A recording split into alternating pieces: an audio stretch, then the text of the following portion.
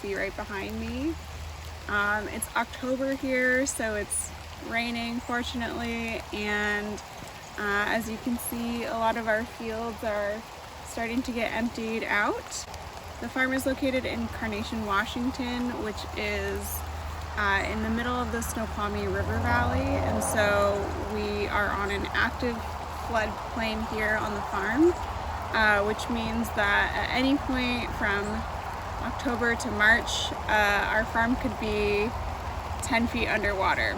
So we're in deep flood preparation mode right now.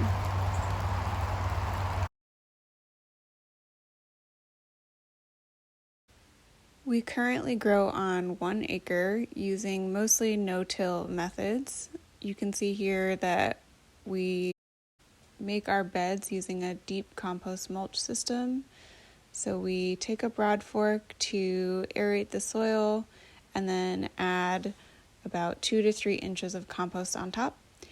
And we've had varying levels of success with this approach. It's a little bit tricky in an active floodplain because we also have lots of new weed seeds coming in every year when we get our floods.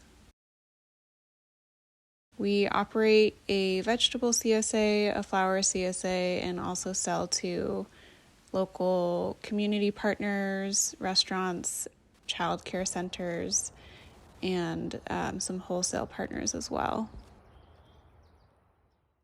We're really excited this month to be sharing bitter melon with you. We are located in the Pacific Northwest, which is not bitter melon's favorite climate, but we've tried a lot of different experiments and have had some really successful years and some not so successful years.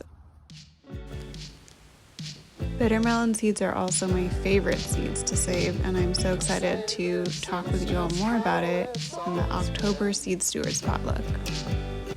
Don't say it's already too late.